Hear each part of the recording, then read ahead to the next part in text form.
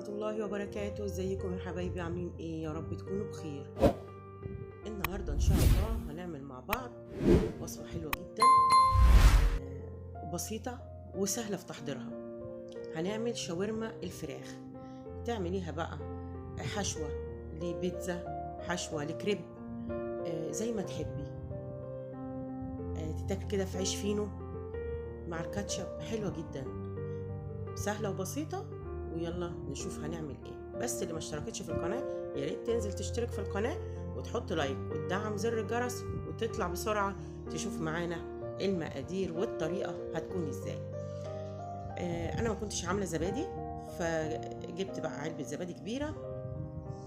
لو انت عاملاها في البيت انتوا عارفين طبعا انا بحب اعمل الزبادي في البيت، بس للأسف في الوقت ده ما كنتش عاملة لسه زبادي. هحط عليها بقى التوابل الجميلة دي: بابريكا، توم باودر، بصل باودر، ملح، فلفل اسمر. البهارات بتاعت الشاورما حاطة نوعين، بهارات من عند العطار، وكمان جايبة كيس زي ما انت شايفة كده وضيفاه.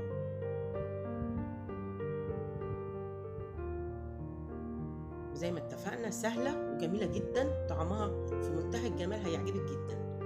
هنحط بقى عليها حوالي ربع كوباية من الخل وليمونة وحوالي ربع كوباية كمان من الزيت. وبس، هي دي البهارات بتاعتنا اللي هنبيت فيها الفراخ بتاعتنا ليلة كاملة. او لو انت هتعمليها اخر النهار يبقى من الصبح بدري كده وانت بتصلي الفجر تتبليها وتسيبيها لحد ما تبدأي تشتغلي فيها اخر النهار ان شاء الله، عشان الفراخ تشرب من التتبيلة الجميلة دي.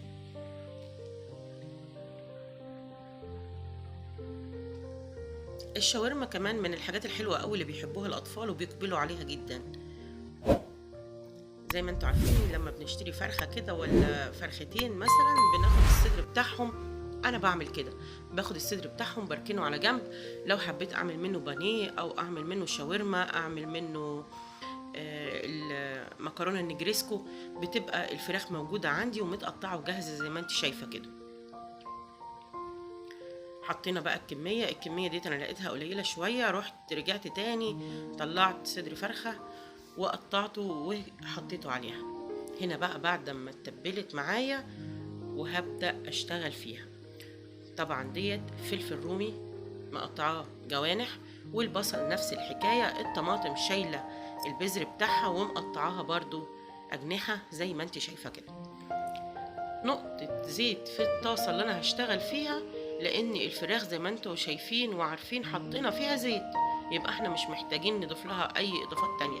هي حاجة بسيطة خالص وتسخن معايا كويس قوي. وبعد كده هنزل بالفراخ بتتبيلتها بكله في قلب الصينية اهو زي ما انت شايفة كده. بعد ما سخنت بصي اول ما حطيتها بتبقبق ازاي، معنى كده ان الزيت بتاعي سخن خالص. والطاسة كمان بقت مستعدة انها تدي صدمة كده للفراخ عشان تفضل محتفظة بالطراوة بتاعتها. هقلبها كده واسيبها حوالي من 10 دقايق لربع ساعة على بال ما اكون انا شوحت الخضار بتاعها.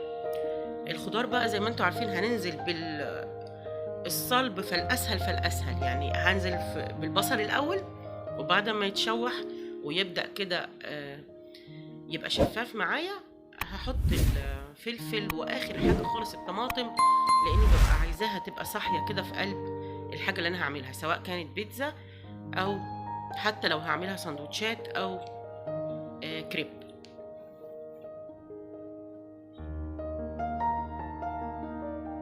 عملنا الكريب قبل كده في القناه، كان فيديو حلو جدا وعجب الناس، ممكن ترجعي له، وهيبقى دي الحشوه بتاعته في منتهى الجمال. وان شاء الله المره الجايه نعمل مع بعض البيتزا وبرضو الحشوه بتاعتها الشاورما في منتهى الجمال. اسيب البصل بقى كده زي ما قلت لك لحد بس ما ياخد تشويحه ويبقى شفاف، وانزل بالفلفل عليه برضو تقليبتين، والطماطم اخر حاجه. الفيديو بتاعي النهارده سهل وبسيط وهتقدري تعمليه باذن الله بكل بسهوله. بس يا ريت اللي ما اشتركتش في القناه زي ما اتفقنا تنزل تشترك في القناه وتحط لايك وتدعم زر الجرس. الطماطم اهي زي ما اتفقنا شايلين البذر بتاعها، ما بحطهاش بالبذر بتاعها.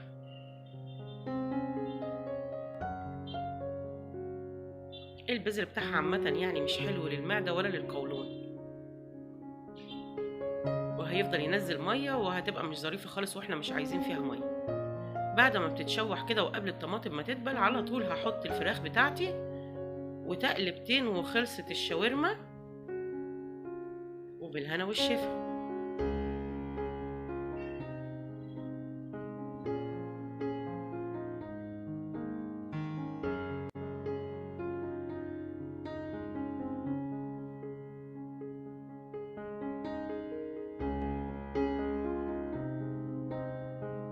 بس خلاص، ولو عجبكم الفيديو ما تنسونيش في اللايك والشير والسبسكرايب وتفعيل جرس الإشعارات علشان يوصلكم بإذن الله كل جديد. شكرا لكم والسلام عليكم ورحمة الله وبركاته.